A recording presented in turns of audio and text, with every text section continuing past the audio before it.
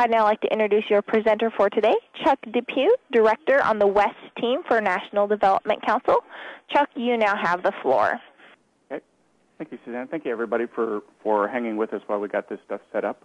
Obviously, as we've said before, the topic for today's webinar is NSP2 strategies for meeting expenditure deadlines. We're going to spend some time kind of talking through some deadlines for you, some strategies for helping to move some expenditures along. Also on the call today, we have some experts from HUD that are going to also help us be available for questions, in questions and answers for that session. So, David, do you guys want to introduce yourselves quickly? Quick. Hunter Kurtz and David Noguera.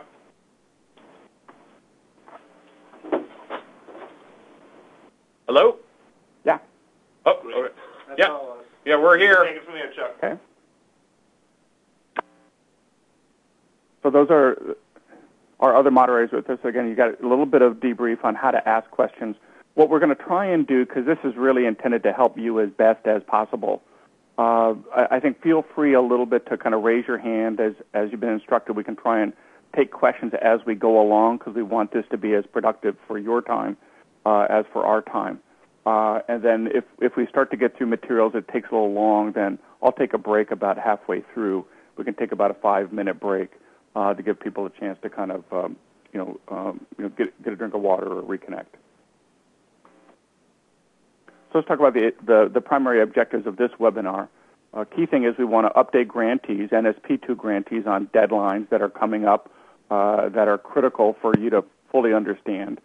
We're going to talk about kind of what we've seen within the NSP program, the top 5 challenges and tools to overcome anything that's becoming an impediment to program success. And then again, mention other long-term factors to consider as you move through your NSP program and start to move it into the implementation stage. And again, for this webinar, the key audience is NSP2 grantees as opposed to NSP1 or NSP3. What's really essential for everybody to understand, if you didn't know this by now, is that there are hard expenditure deadlines in the legislation for NSP2. 50% of funds have to be expended by February 11th, 2012, so that's coming up. And then 100% of funds have to be expended by February 11th of 2013. And it's important to understand that those are real hard dates. HUD cannot waive those requirements or make exceptions, so it's not like some other federal programs where oftentimes you can get some extensions or some relief. Those are hard deadlines for folks. So if you haven't thought about your program and your spend down in a relationship to February 11th or in 2012 or February 11th, 2013, it's really essential that you kind of track that and see where you're at. Currently, in terms of where we're at as a national program, as of the end of June, the last reporting period, $1.9 billion of NSP funds had been awarded. 39% of those funds had been obligated. 21% had been drawn down. And again, we're kind of in the last 7 months of that 50% expenditure. So you can see at least the reason for this webinar is that we're at 20% drawn down. We need to be at 50. So we have $559 million of expenditure dollars still to go to be spent down before February of 2011. Implications for noncompliance, not meeting those funding targets, in this case are really important and serious for grantees to understand. Key thing is that funds not expended will be rescinded by HUD. Again, HUD doesn't have the ability to waive that requirement. So on February 12th of 2012, grantees that have not expended at least 50% of their funds, the balance of those funds will be rescinded. You won't be able to carry them forward. You won't be able to get access to them after that point. However, the low income, the 25% requirement within the NSP program still remains on your original award. So the key thing here, again, going through our example, if an NSP grantee was awarded $25 million, 25% set aside for low-income efforts means that $6.25 million of that grantee award needs to be spent on low-income activities. If the grantee only draws $10 million by the deadline, then $15 million will be rescinded, so you'll lose $15 million, leaving only that $10 million. But you'll still be required to meet that 25% set aside at $6.25 million, so that 25% doesn't fluctuate based on what your expenditures are. It is determined by your original grantee award. So it's especially important to understand for a lot of grantees that at the end of that time period, you may end up having a real crunch in terms of dollars rescinded, but still that obligation for low-income housing efforts. Hey, Chuck, I just want to clarify that, and I think there's been a lot of confusion about this all around, but as far as February 2012, if somebody is at 45% instead of 50%, they would lose 5%. We're not taking back 100% of the grant at that point. So you're at risk for the first 50 after the second year and the second 50% after the third year. So okay, thanks.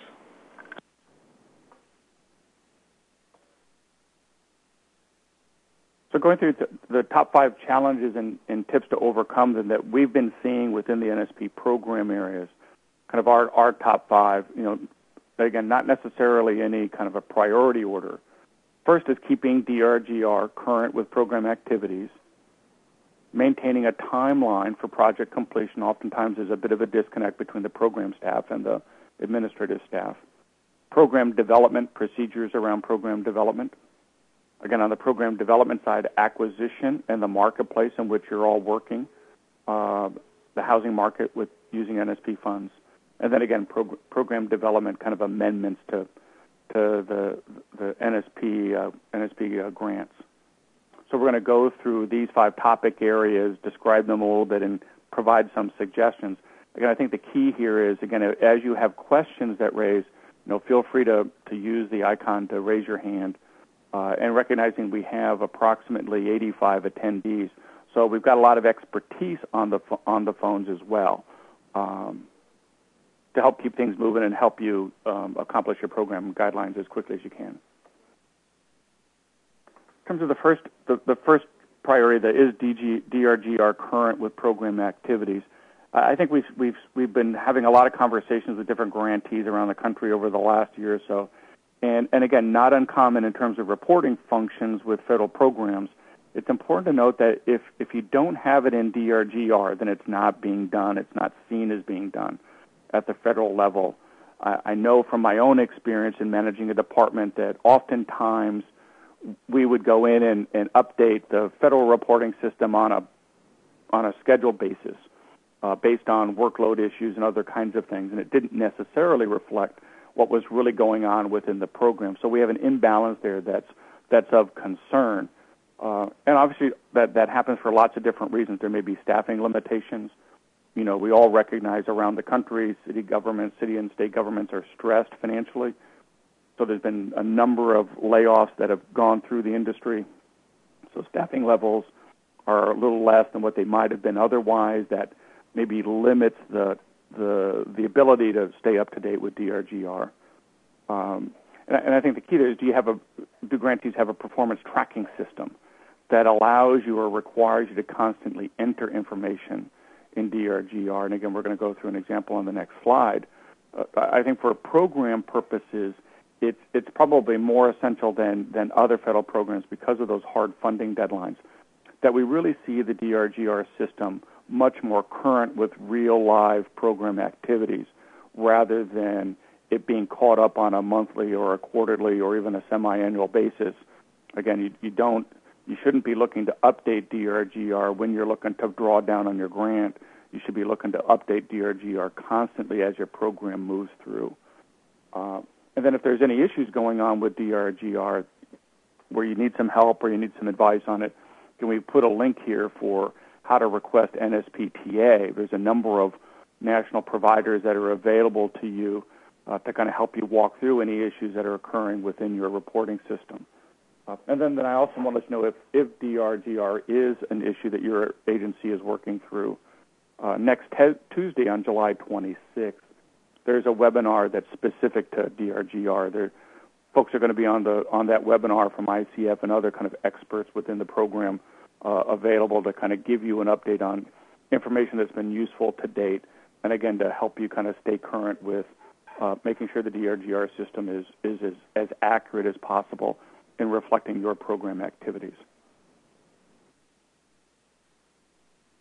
So examples of tracking systems, again, it's not uncommon that on the administrative side of grants administration versus the program side, there's a bit of a disconnect in different tools that are used. On the program side, what we really see working well for grantees is our cash flow statements, really staying focused with the program delivery methods that are out there. Again, a tracking system that can show when units will start construction, when those units are expected to be completed and sold. Tracking system that can again link with expected expenditure drawdown schedules, so you can start to see how the cash flows are expected to be used for that activity. Does that drawdown schedule again create any pressure in terms of your ability to comply with the spend down requirements for NSP2? Again, a system that can track development subsidies per unit, again, data that's important to your program. And again, construction and sales schedule that's in the cash flow statement. And the fact is that it should be based on your market analysis. We see a lot of cash flow programs and statements that again are created in terms of program expectations, and in terms of projections, but oftentimes they aren't necessarily updated consistently with the real live activities and the results of that activity. So at the end of the day, it really needs to be updated constantly based on your market analysis. Again, units must be sold and leased to a beneficiary in order to meet a national objective. Just being in the process of creating or rehabilitating that unit isn't sufficient. And then as the market changes, as it is kind of changing constantly within our communities, we really need to be adjusting the program and its goals to those market conditions, whether the pricing of the units are too high, we're not accessing enough home buyers that are eligible for those units. Again, the one kind of constant in terms of that kind of a cash flow statement is that it is always being updated based on production issues and then market issues. So it's never a static document. And then again, as it's updated, then it feeds back into DRGR in terms of reporting those successes. And I'm going to break for one question here. With NSP1 grantees, they are given 30 days to reconcile their records. Will this be provided again in NSP2? So Hunter and David, do you have I don't know the direct answer to that question. Do you have a sense of how much time grantees would have to record? My guess is that February deadline is a hard deadline, and there's no process after that to readjust whatever's in the system. Yes, I'd say much like we did with NSP1 when we met the obligation deadline, there'll be a time period that hasn't been defined yet, but a time period to clean up your books and to verify expenditures that were made prior to the deadline. But we'll have some more guidance that will be coming out. Okay. As we get closer to that. Okay. Thank you. And then why is it important to keep DRG current and have a tracking system? I think for lots of different reasons. One, it's a critical way to evidence accomplishments, so that DRGR system, staying current with your tracking system, keeps the program results as current as possible. And again, the tracking will inform you if your tracking system is staying on top of activities. It'll start to tell you when you need to start to look at some program design changes that are necessary. Either your development costs are coming in too high, higher than projected, and that's going to create some ripples in terms of funding, or the production deadlines have stretched or are going faster.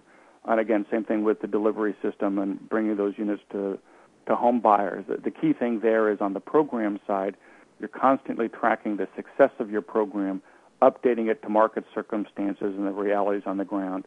And then again, DRGR is then reflecting those changes as soon as your program staff can know them.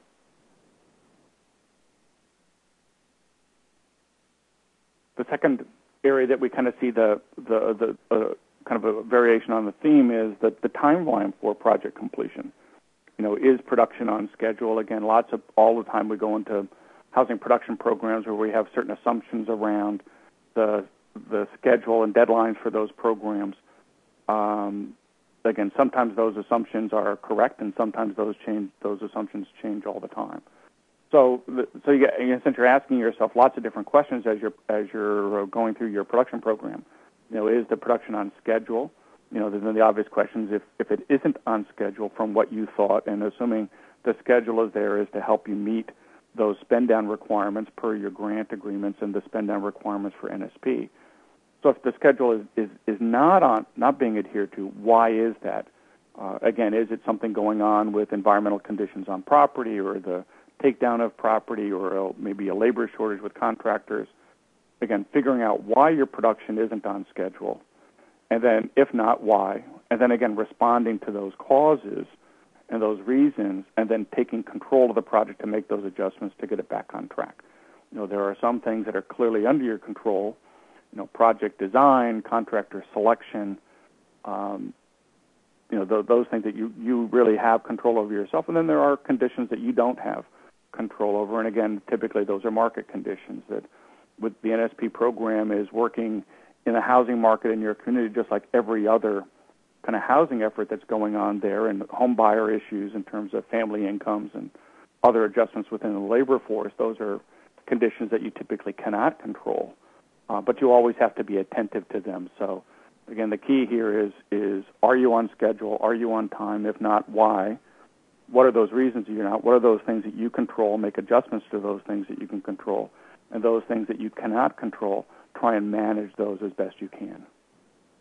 Again, for our purposes, the key is the expenditure rate going as you expect? If it's going to slow down in terms of that expenditure rate for your project completion, are there ways of expediting that schedule? If it's going faster than you expected, then again, that would typically be a positive. Our NSP2 program goals being met, again, within the time frame for your completion in terms of the number of units that you're projecting to create, in terms of the 25% set aside. A lot of times those units are being developed in a different way than some of the other units, so are both in sync in terms of what you've expected. Are you consistently meeting those national objectives and staying focused on those national objective requirements? And again, then the specific expenditures being needed to move down that list as well.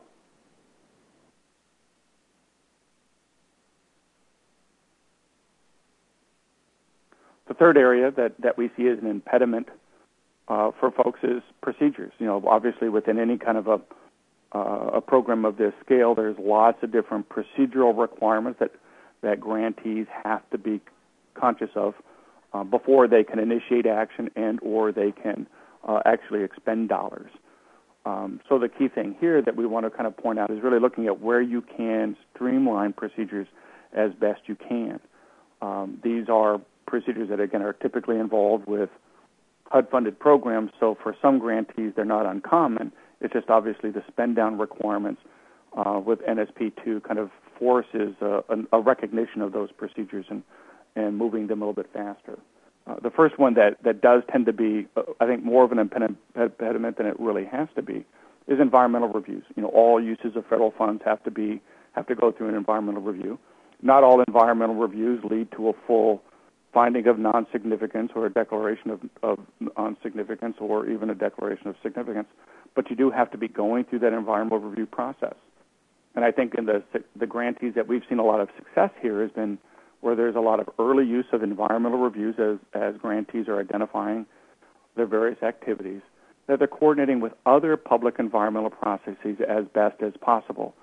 So if your NSP program is focused in a certain neighborhood, and that neighborhood is going through other planning processes or environmental review processes, kind of concurrent to a rezoning or a replanning activity there, where you can run your process concurrent and use that information, that expertise provided by that other process to educate and benefit your process. And then I think a lot of folks, again, know that you need to really understand what the regulations are. Is the activity that you're doing exempt from environmental review? So you still have to do a review. You still have to document that determination. But the activity itself may be exempt. If you're providing just a financing program, oftentimes the financing programs are an exempt activity under the environmental review regulations.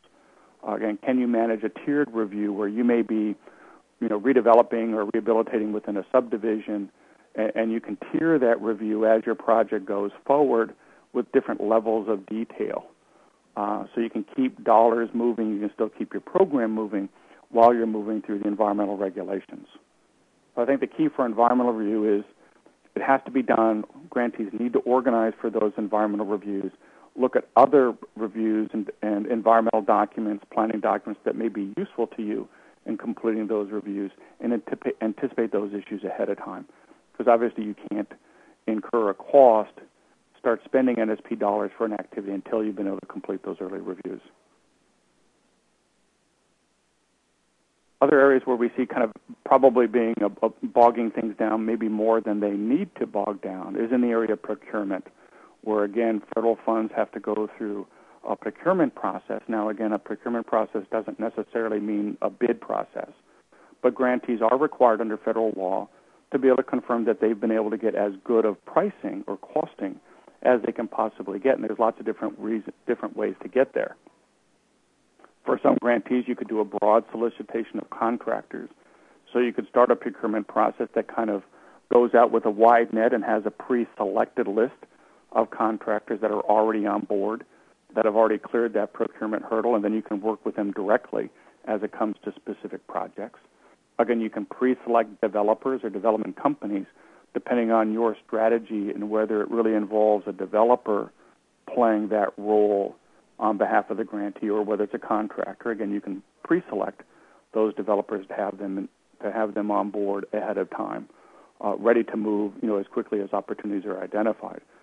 Again, the key thing is procurement regulations do not require bids, but they do require a process to guarantee competitive pricing. So again, thinking ahead of time, how are you going to carry out your program? Are you going to use general contractors? Is it going to be city staff driven? Are you going to be looking for key developers to kind of act on your behalf? You can create processes that already identify the qualifications of those providers in a way that help you kind of expedite the delivery of NSP dollars to make something happen.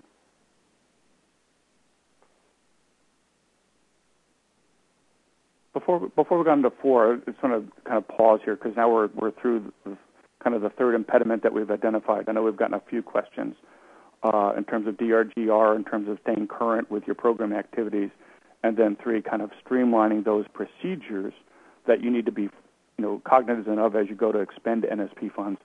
Are there any questions that people are coming to mind in terms of those things that they see that have been limitations to them being able to kind of carry out their program in a more efficient way? I'll just give a pause here. If there's, I don't want to go so fast that people feel like we've talked over an issue and we still have some questions to go.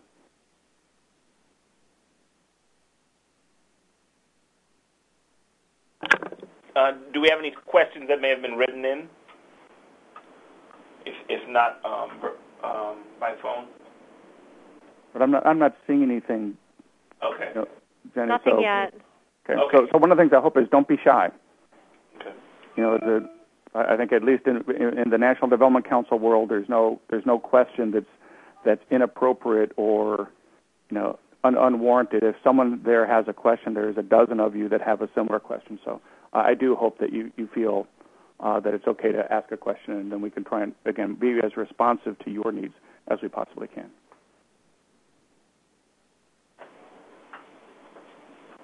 Okay. Still shy? Okay. Let's move to the 4th one, and then we'll take a little break after that. So program development, again, as you've created your program and how you expect to expend NSP funds, we see a lot of problems with the acquisition side of that. Obviously, for NSP funds to work, you first have to be acquiring those properties and those homes that are out there in the marketplace to kind of start the dominoes turning to converting them. And we see a lot of grantees having difficulty acquiring properties. Oftentimes the public sector can't respond quickly enough. We may have a marketplace where, unfortunately, there have been some pretty aggressive private investors out there that can take down properties faster, may have cash more readily available, again, because an NSP grantee may not have cleared procedurally the ability to move faster with a commitment to acquire property in any kind of a foreclosure or courthouse steps process. So we do see that oftentimes where grantees just aren't kind of nimble enough to respond to the private activities that are going out there. We see appraisals that impact on purchase price. Again, an appraisal that may be higher or lower than what we expected. Again, under the regulations, you're kind of directed by that appraisal. A private investor isn't necessarily tied that way. So we have some issues, again, the timing of appraisals, whether it allows you to be nimble enough. Again, unfortunately, I think a lot of times across the country in the program, we're seeing prices too high or much higher than we thought prices of foreclosed properties would be. I think the early sense was that we would be able to move in on some distressed properties at a fairly aggressive price and then move those properties through this process into a different kind of a price point for homeowners. We are seeing a lot of private investors out there that are moving fairly aggressively and setting prices a bit high to limit the numbers of other kinds of competitors they have. And again, able to be nimble. And, I think that's a bit surprising to us. And then we don't get early enough access to properties that I think, again, we had hoped that federally NSP grantees would be working much more collaboratively with the financial community and getting early access to foreclosures and then kind of moving those out of a foreclosure or even pre-foreclosure into a new situation. As we've seen a lot of times around the country, the foreclosure process hasn't been completely like that. And again, because the prices have typically been higher with a private investor moving in on those kinds of properties, we haven't seen the financial community really prepared to kind of provide those deeper discounts for early looks, I think, unfortunately. So there's some reasons why acquisition has been problematic. And some tips that we've seen that people have tried to respond to in terms of being a little bit more aggressive within their community. Is broaden their search, use lots of different methods for identifying properties. We thought we'd be able to create relationships directly with financial institutions, take some properties off their books and move them through. That's not really happening. So we're having to broaden the search to use brokers. There is that whole network out there of brokers who are, managing these properties. Again, there's national partnerships that have been created through NSP that you can access as well, that can also try and help you get to a wider range of properties.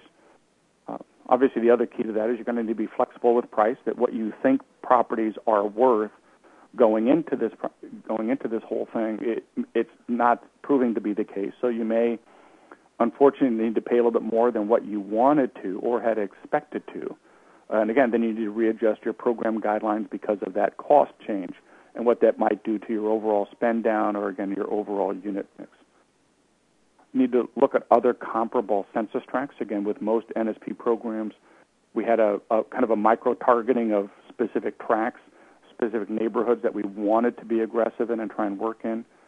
If that's not giving you access to enough properties, then you may need to broaden that and look at other comparable census tracts that you can move your program in to help in those census tracts, rather than kind of the initial targeting that was identified within your NSP program. And then diversify your strategy. So you may be looking at, instead of being able to buy foreclosed properties, foreclosed homes, or apartment buildings, maybe the strategy is to look at land banks as another option of being able to go into those census tracts and those communities that are important to you and take down the land and preserve that land for those future NSP opportunities, the housing opportunities that you want, rather than a strategy that's really looking at buying existing units and then trying to move those units into a non-foreclosed state. So again, similar to what we've talked about in the tracking system, we've got acquisition issues that have become an impediment for grantees. Their procedures maybe don't allow them to move fast enough to be nimble with the private market that is being pretty active in the foreclosure business. We do have a problem with appraisals and where those appraisals are coming in at. We are starting to see prices a little bit higher than what we thought they might be. That creates an adjustment to our program. We may have to spend more money on acquisition, try and look for some savings elsewhere, or we're looking at a higher cost unit than what we might have thought of before. And again, broadening the network of different sources out there to get access to properties as wide a variety as possible, rather than just kind of narrow channels talking to your local bankers.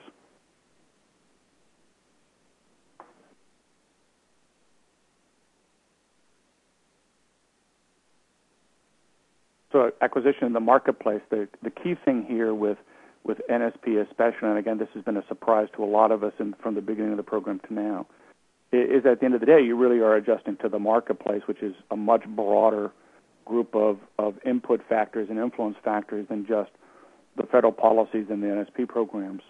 So your program needs to adjust to what that marketplace is doing in terms of the properties that are being listed. We're seeing a lot of homes that are being delayed before they go into a foreclosure. Maybe some workouts that are occurring before the property gets kind of officially listed. We do have issues of sales price, average days on the market, that we need to be adjusting our program to because the private sector is kind of forcing us to that. We need to be looking at potential buyers, potential tenants, all of those things. They're adjusting to the marketplace. There are other buyers out there that are competing with us and within the marketplace. Potential tenants that, again, do have other options with other properties that are available, other homes that are available to those buyers without necessarily being in the NSP program. And you need to be identifying those issues and how those potential tenants and buyers relate to your efforts and your programs. There is other financing available that we're seeing within the marketplace as well that, again, you need to be responsive to. So those things that are creating an impediment to your program as it's been identified in terms of acquiring properties, identifying buyers and tenants, you have a better understanding of why that is, what is going on out there that's limiting access to buyers and tenants, other potential financing that may be available out there, and then, again, adjust your program to be able to be responsive to that marketplace to achieve your objectives. It's important to incorporate activities that the market supports, acquisition, rehab over new construction, demolition, etc., because that's what's really driving, at the end of the day, your NSP program success is kind of what that broader housing market is doing. And again, I think a key to remember here is that the grantee doesn't have to own the property in order to demolish, but you must have legal authority. So sometimes you can work in a way where you don't always have to acquire the real estate that's being worked on, but you obviously have to have the legal authority to do what you're wanting to do with NSP funds. So you may be working more with existing property owners, again, going through procedures to identify those existing property owners or developers or owners of real estate in a way that it gives you the ability to partner with them in a more direct way.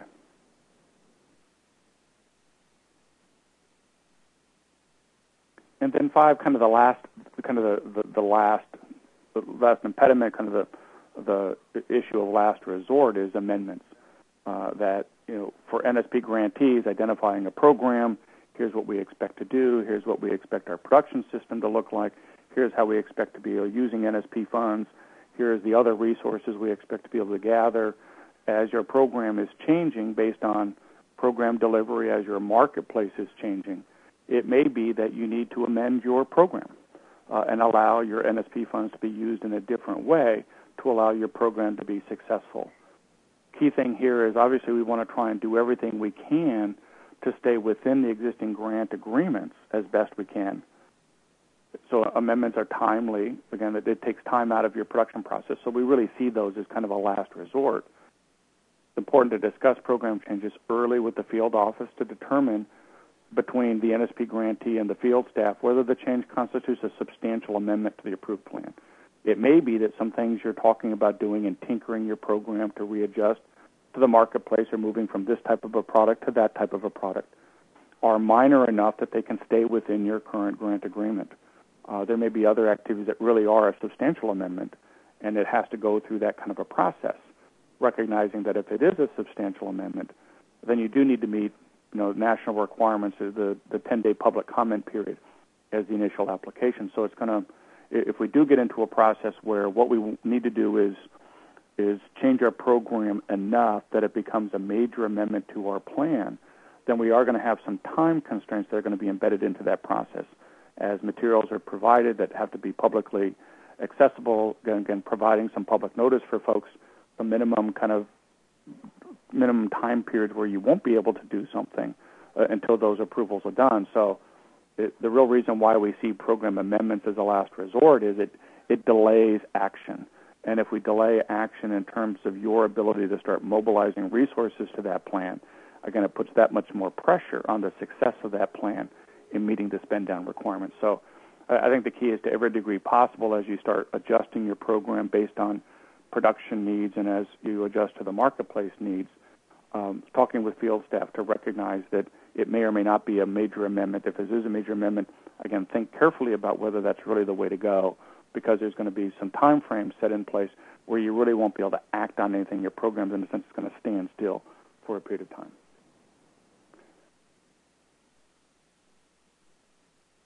Right, I'm just looking at a question around that. The grantees remain in contact may sometimes find solutions to overcome the obstacle of publication time and spending funds in a timely manner. I think that's absolutely correct. That the and I know with David and Hunter and John on the line, I'm going to take an NBC perspective. That there's oftentimes, obviously, when you're as a grantee, when you're dealing with HUD field staff, there's a dynamic relationship in terms of field staff that are evaluating and monitoring grantee activities, as well as them being professional colleagues and being kind of advisors. And it gets delicate at times in terms of field staff advice that may or may not be accepted, or again, it's just a dynamic relationship, just trying to be politic that way. So I think the key there is, from my experience, I've been around the community development world for a long, long time, and acted within a city structure that was a grantee working with HUD field staff. My personal bias is always that I've seldom found problems by trying to work with field staff early in my program development, so I can make sure I'm on the right track, and I want them to understand what I'm trying to do within my community from a professional standpoint as well as from a regulatory review standpoint. So I do agree with the comment that by involving field staff early, you may get advice and help that you wouldn't have thought of otherwise. Again, what's the difference between a major amendment and a minor amendment? It isn't always black and white. It isn't always clear. The field staff will be able to give you that directive in a much more substantive way. And again, if it's not a major amendment through that process, then you're able to retinker your program, move on to program accomplishments much faster than it's a major amendment. But at the end of the day, you don't want to stall your program. Whether your program stalls because you haven't stayed on top of those production requirements and had a conversation with retinkering your program and then a conversation with HUD staff in terms of how that relates to your plan, or you have a stand-down period because it is a major amendment and you have to go through a public comment period as part of the changes that you want to do. I think the point is we want to minimize that stand-down period as much as possible, whether you talk with HUD staff to get some advice and direction prior to it being a major amendment, because it may not be, or again, go through the process with a major amendment. And then lastly, other factors to consider, just to kind of complete the loop on this. Final deadline, again, 100% of grant funds need to be expended by February 11th, 2013. So that seems like a long time in the housing production business, and some communities we work with, that isn't a lot of time to kind of meet that expended deadline. The real key there is the home buyer pool, the tenant pool that might be, in multifamily units, or the home buyer pool of projected home buyers that you expect to be serving with your NSP units. And there are challenges there. Again, a program lag due to limited pool of eligible home buyers. Again, the way the credit markets are now, the economy that's creating some problems for, obviously people's incomes and credit scores and things. It's a much smaller pool of eligible home buyers than I think we would have thought. So it's really essential that your NSP program really recognizes that those home buyers and identifying that pool of home buyers is essential to program success. And you need to be expanding that pool as best you can in identifying those eligible home buyers, and as best you can identifying them before you start spending money on developing the units themselves. You're going to want to develop units that are responsive to that marketplace. We have fewer home buyers that are eligible out there, so in a sense they have a little bit more clout within the housing market because there are fewer of them that are eligible to be beneficiaries of this program. If your program doesn't provide what they're looking for in terms of the size or, again, the neighborhood, you may need to look at a different census tract neighborhood than the ones that you're focused in. You may need to look at certain kinds of rehab standards or certain kinds of needs within those units to be responsive to what those home buyers are looking for, because there are a lot of other private home opportunities out there that are available to them, and you're competing in that marketplace for those folks. So your NSP units and the neighborhoods in which you're focused in, if they aren't competitive with other home buyer options, then you're not going to have success in getting those units up, and active with new buyers. So again, it's one of those areas. It seems fairly obvious, I think, but oftentimes in home programs we focus on production before we focus on the end result, which is moving that home into the owners of that home. I think with NSP especially, because of the turmoil that's still out there within the housing market, you really need to be looking at that home buyer pool, expanding it as best you can, getting it pre-qualified as best you can, helping your production process be as responsive to that home buyer pool to minimize that disruption between a unit being acquired, renovated, and then transferred to that home buyer. And home buyer tips, as best you can, involve them in your program development. If you can identify them, they're the consumers. They'll be very good at telling you what they're looking for. Create as many partnerships as possible between first-time home buyer programs, other kinds of home programs that are out there that pre-qualify home buyers for you. Again, if you're conducting a home buyer assistance program, have them lined up ahead of time. That allows you to be much more responsive and much more competitive with private efforts that are out there. Again, typically some private efforts that may already have a home buyer in the wings, allowing them to move much faster. And marketing, something that some public agencies aren't as good at because we typically haven't had to market in this way. But we're constantly marketing within the community. NSP again has to compete with other home opportunities, so you're constantly evaluating your market and adjusting needs, again based on your pool of home buyers. Identifying neighborhoods and eligible census tracts of interest in the marketplace. So you may be focused in one census tract or one neighborhood, but the market really wants or is interested in another locale, another census tract that's comparably distressed, or another neighborhood, and maybe you need to be nimble to readjust in that way. Now, again, you need to ask yourself, why do home buyers want to live in that target area in the house? Again, just marketing questions that we see in general. And be expansive to capture as broad a home buyer interest as possible. Because at the end of the day, the home buyers are really the customers in the market for the NSP program. And they do have options out there in your communities, but beyond just what NSP can provide.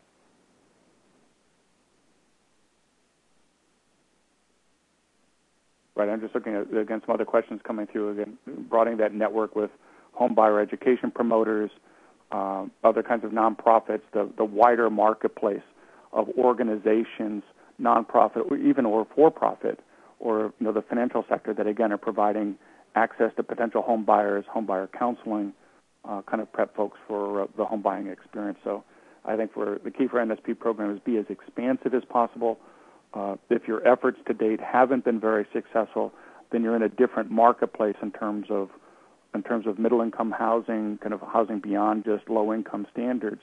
So you may need to be more expansive in how you think about the outreach and, again, the marketing. You may need to be providing materials and getting access to some different expertise than your programs may be used to based on the target of who they're working with in the past. In the last stage, people have been very, very quiet, so we're going to give a pause here and let people take a break and then come back with questions. But obviously, there's lots of resources. I think one of the nice things about the NSP program is that HUD has been able to generate an extraordinary amount of resources on the website that you can see here.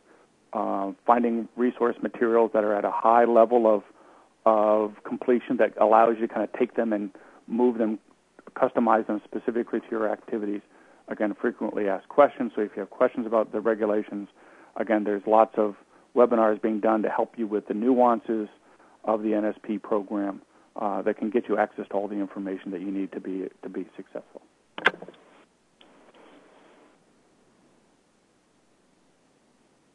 And then moving through a couple of right before we get to the couple questions that just popped in, let's just take a quick 5-minute break. We've been moving through this fairly actively, and people have been very polite and not asking a lot of questions. Chuck, John wanted to make a couple comments. Yeah, I just want to point out that we've been, of course, tracking everyone's performance, and we want to make sure that everybody's successful in this program. We just this morning authorized a couple of more technical assistance assignments. So I think the first half of the grantees in terms of spending are all receiving some form of TA now, and most of them were before that. But I do want to give credit. We have 6 communities who have already gone over 50%. So for those of you who think it might not be possible, in fact, it is possible. And I think that out of our total 56. Out of 56, so that's a little over 10%, which is pretty good. Reno Housing Authority, City of Indio, City of Santa Ana, both in California, Reading, Pennsylvania, Neighborhood Housing Services of Orange County, California, and the state of Oregon with 68% expended. Wow. So, and then there are 5 more in the 40 to 49% range, another 5 in the 30 to 39% range, 10 in the 20 to 30% range, 18 in the 10 to 20% range, and 12 that are under 10%. So, we realize that it's the markets are, if anything, getting harder to be successful in. So that's why we've suggested that maybe it's time to think about changing your program if necessary. We will work with you on those things. But we really do have a good group of TA providers, and I believe that we're seeing some good improvement in those that are well underway with technical assistance and getting some help there. So, we'd really hope that you can work collaboratively with that because we don't want to see you having to give money back.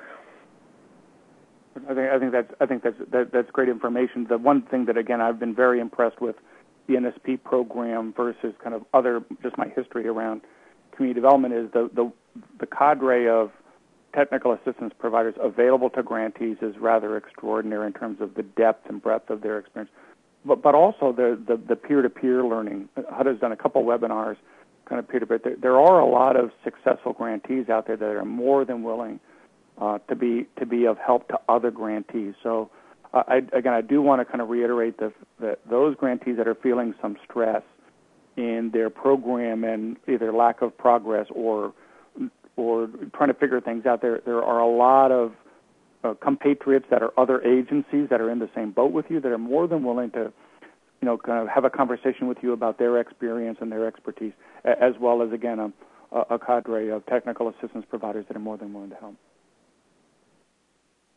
So when we take just a quick break, and we'll be back in about 3 minutes. I think there's a couple questions that have been asked. We can wrap up with last questions and give people a pause. So thanks, and we'll get back in a couple minutes.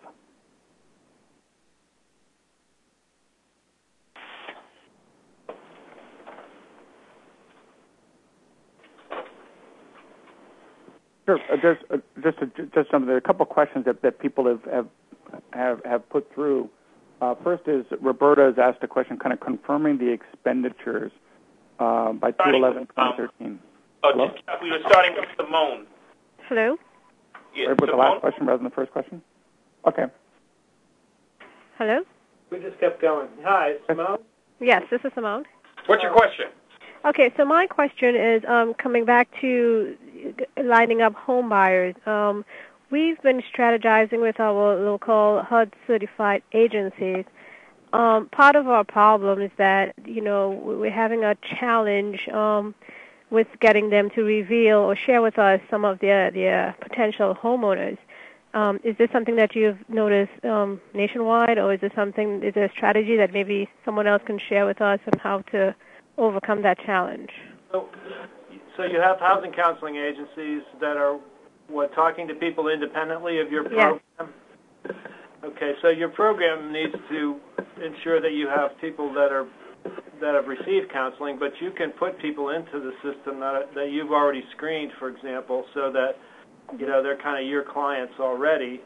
I mean, you might need to tell us more, but it sounds like you're just sort of reacting to whatever the counseling agencies have, and you can take more of a proactive role in that. Okay. So, for example, I've heard of places that do, that will require anybody who's interested to get a preliminary mortgage commitment. So that there's some screening that's being done by a lender that would show that they can pre-qualify for a mortgage, and then they go into the counseling program. And once they come out of the counseling program, you can even while they're in the counseling program, you can start matching them up with houses that you have coming online. Where was it? Cobb County, Georgia was doing, I think, a pretty good job of having basically sort of a dual queues. They have a production line of homes, and they have a production line of buyers, and so they're kind of constantly working both the supply and the demand side. You may need to sit down with your counseling agencies, and if you're paying for the counseling, then they need to be telling. So that's the thing. We're not. We're just partnering with them, hoping we can share ideas and maybe, work towards the same goal. But we're not really paying them for counseling. They're independent and getting funds from HUD. Right. Well, yeah. You can pay them. It's yeah. an activity delivery cost, so it's something that could go into your project costs. Right. But what's your objective? Your objective is to control them in some way? Yes. Okay. Yeah. See, that's another issue, because you both have related objectives to them, but their objective is to inform potential home buyers about what's needed to qualify for mortgages. Generally, I think it's more typical in the NSP program, Simone, for communities and agencies to contract with housing counseling agencies and to pay for the counseling, so that those are their customers, basically. Right. And you're operating within a controlled environment. Right. Now, to the extent that you want to use the customers that those agencies are vetting or go through their counseling process, then you should probably have some discussions with them. Yeah. I mean, they have that same interest in getting people into homes, so you would think that at least some of the folks they're talking to might be interested in some of the units you're working with. Right. Yeah. They could act as feeders to you if you so choose. Right. Okay. That's really good advice. The real issue there is kind of agency-to-agency relationships. Yes. And if you're not already involved with them from a funding or program level, obviously their focus is on who their funders are and their constituency, which is the home buyers in their program and their outreach. It's important for you not to just ask them for their list, right? Because you can imagine any time any of us could ask that, but involving them in your program so you're part of helping them succeed with their constituency. I think that's the best way of doing it. Yeah. I think also recognizing what is their program about. I mean, again, they may be focused in areas that are inconsistent with your NSP program, or there may be consistency there. But it's much more of a broader collaboration dialogue rather than, can you tell us, give us a list of your home buyers so we can go market to them. Okay. Well, and you have something to offer, too, which is basically the ability to write down the price of the homes, which pretty much nobody else in town does. So, you have lots of reasons to work together if you can identify those and understand their process, and they can understand your process and your objectives. I don't see why that couldn't work unless they're, really just impossible to work with. But the other reality is that a lot of the funding for housing counseling generally that's not associated with NSP was cut rather substantially. Right. So they, I would think, would be happy to find somebody that could pay to do some of the work they're doing.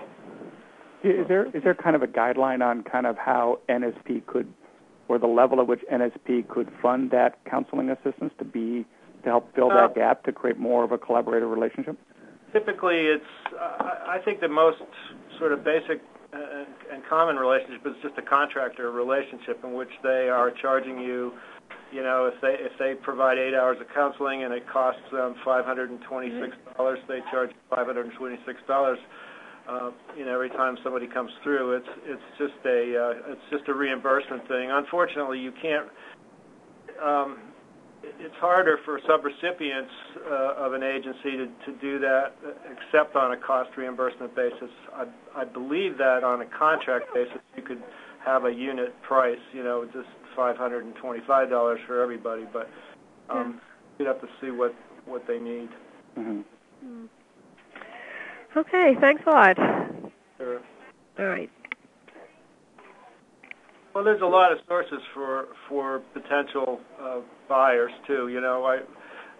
I remember from my own experience that working with the churches and neighborhoods is a very powerful way to reach people who are stable and committed to the community, neighborhood associations, community organizations. So you don't have to rely on the counseling agency. An archived version of the presentation will be emailed to you. It will be available online. Right. I think that's another good example of broadening the network of people that are involved in your NSP program in a way that you may not have thought of originally, because you do have some cards to play, but it possibly means going out and seeking partnerships that aren't necessarily part of your program to date. One question that's been asked, I we just want to confirm the answer is in terms of the expenditure requirements for 2013. That expenditure requirement relates specific to expenditures under the NSP grant, or does other dollars that have been expended in an NSP program count to that? I'm assuming it's expenditures under the actually drawdowns on the NSP grant itself. That's correct. It's just NSP funds, although you are required to spend program income first. And for those of you who didn't catch this, last summer we were able to redefine that rule a little bit so that just like in NSP1 now, you can count the spending of program income towards that goal because you're required to do it, which may mean that you have money left in your account at the end of the 3-year period, but that'll be because that's the amount of program income that you've received by that time. Okay. And that guidance from HUD just came out about 2 weeks ago in terms of program income, so it is available on the NSP resource site. So NSP grant proceeds as well as program income on the NSP grant count to that spend down. But outside, other income, other funds don't count against that criteria.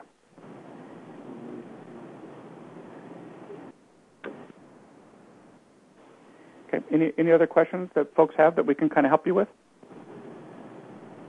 Looks like we got a couple hands up there, Chuck. On the. And the next question comes from Lori. Lori, please go ahead. Yes, the question relates to procurement and relative to both subrecipients and developers, and the area is related to construction. We had been under the assumption with subrecipients that we needed to be doing a competitive sealed bid process if it was over $100,000. That's generally true, yes. Okay, but as a developer, how do you define a competitive bid process? Well, developers are not required to go through a competitive bid process, but they are required to establish that the costs are reasonable. So a lot of times they'll have developers will bid out, the various trades. So they'll be getting multiple quotes, for the plumbing or the, demolition or whatever it might be. And so you have some basis there. You have, RS means data. There's various ways of demonstrating the reasonableness of the costs, but they do have to show you.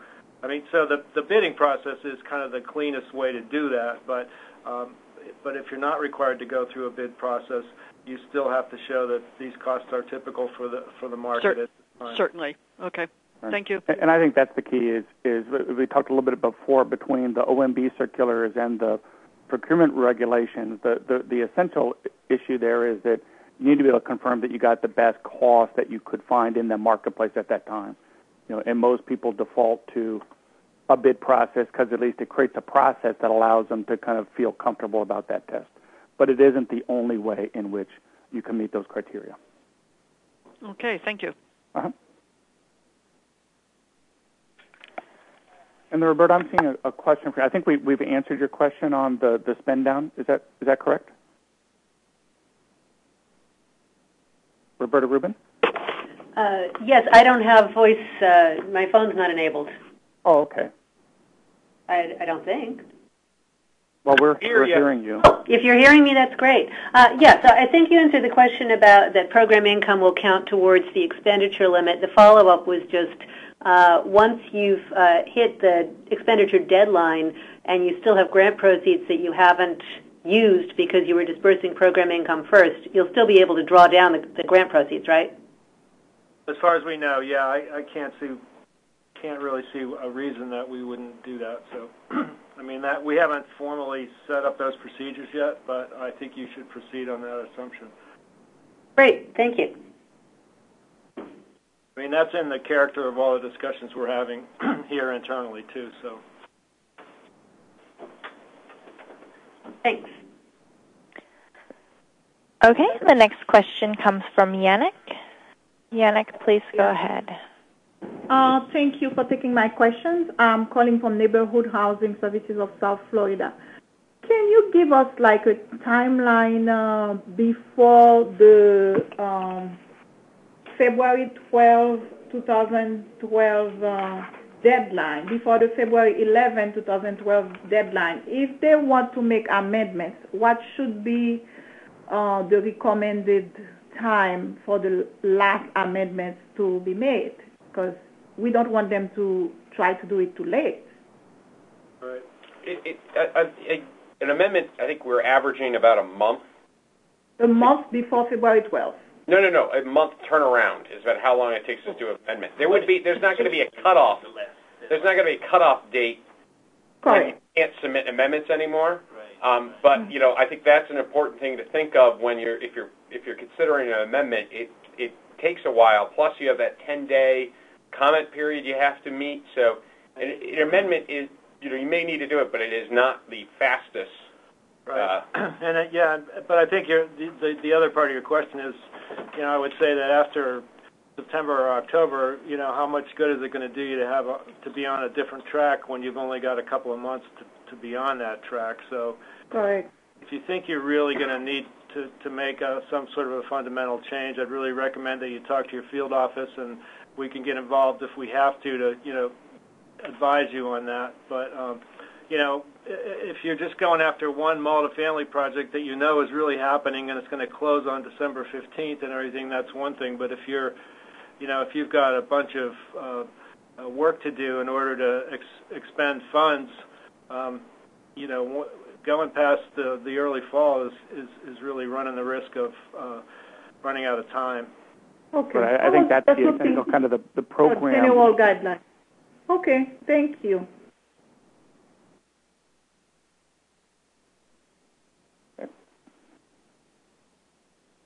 I think that's a good example of you have a procedural issue that's involved with NSP, but the real issue is program development and production.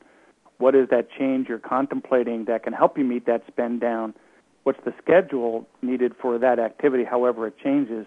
And then you have to kind of build another 6 weeks into that process to go through the review and amendment process. So it effectively, you may not have enough time. So again, early communication with TA assistance and or field staff, I think, would be essential if that's something that you're feeling like you have to consider. Yeah, and I would say on a programmatic basis that we have seen some communities that are, running into a wall on one type of approach, and they've decided that they should take a different approach. And you really have to understand that alternative approach. Is there a market for that? Just because you don't have a market for acquisition, rehab, and resale doesn't necessarily mean you have a market for new apartment construction. You may, but there's some thinking that really needs to happen. And so, if you're feeling like you're stuck with the program that you have, I would start getting involved. And if you have a technical assistance provider, talk to them. Or if you don't, talk to your field office. Just talk to us about what are your alternatives and what kind of research might you have to do to know whether the Plan B has got a better chance of succeeding than Plan A, because otherwise you're just wasting your time.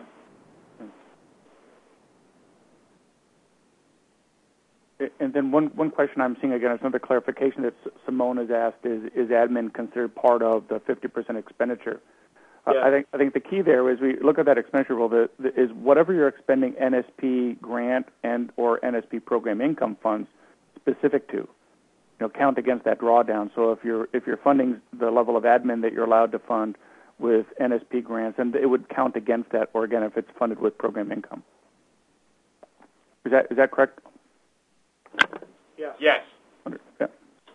So again, so all those expenditure requirements really relate to HUD resources, NSP grant, program income.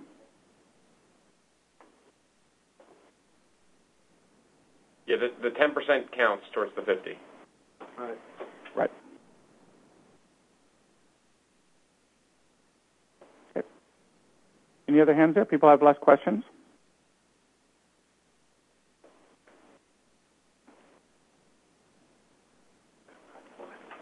So I do want to remind folks again, next Tuesday on the 26th, there's a webinar, The Greatest Hits of DRGR. So if you are seeing within your program kind of just capacity, learning issues, frustrations with DRGR, I would definitely track that webinar because it will give you a lot of good information around that. And again, the NSP resources available on the HUD website, a lot of resources available to you. Q&A documents, again, real live hard documents for use in your NSP program. Chuck, this is Jenny. I received actually an email I got a question through my email for you all, and the question was, can we use a turnkey approach to bidding rental housing? I'd like to advertise for proposals to build rental houses by specifying the size, finish level, number of bedrooms, etc., then pick the proposal that we like best, but not pick by the lowest price. Yes, generally speaking, you got to be a little careful because anytime there's a sort of hard cost kind of factor, it can be tempting just to look at the costs, and I understand that, but you do have to prove the costs are reasonable. You are never required to take the lowest price. You're required to take the lowest responsive bid. What you're talking about here is it's called, I think, a competitive. Proposals are more commonly known as requests for proposals, and that is an acceptable way to put work out. If you have developers and subrecipients, that could all compete for that, that's quite possible. That you need to be really clear about what your product is, what you want to have, so that you can be sure that people are responding in a correct way. But in those types of scenarios, typically what you're really picking is the capabilities of the firm or the individual that's proposing this more than the price per se, and then you'll come back and really hone in on the price and the specifications and so forth. So it ends up being kind of a two-stage process. It can be more effective that way because you can kind of orient yourself to the quality of the producer rather than the price of the product exclusively. Right.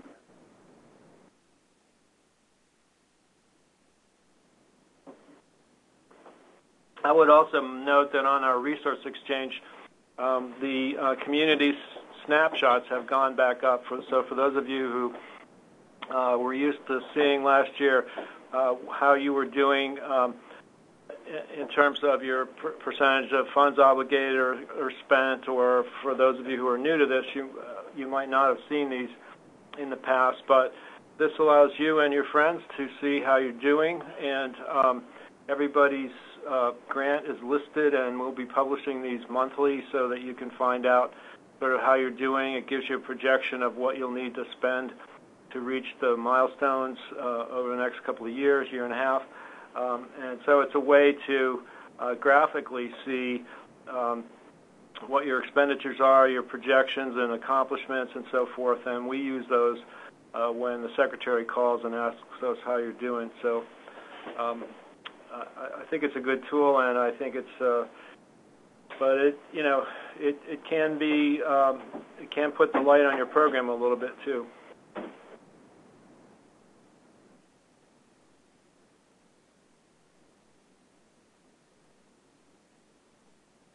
Any other questions for folks?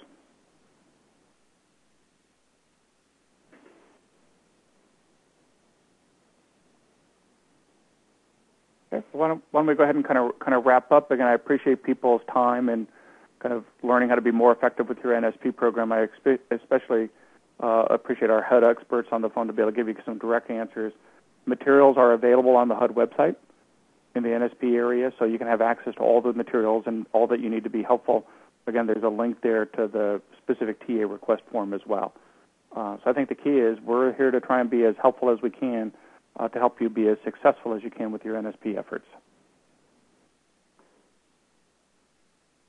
All right, thanks, Chuck. Okay. Appreciate your presentation. Thank you all for calling in. Yeah, we're talking about the NSP2 communities every day here, literally. So it's something that's right in front of us. Yolanda is always asking, and we're always talking with her.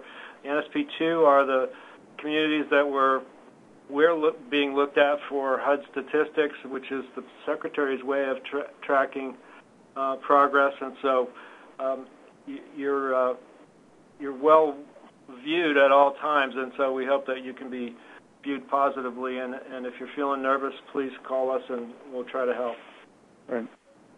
Okay. Good last words. Thank you. Everyone take care.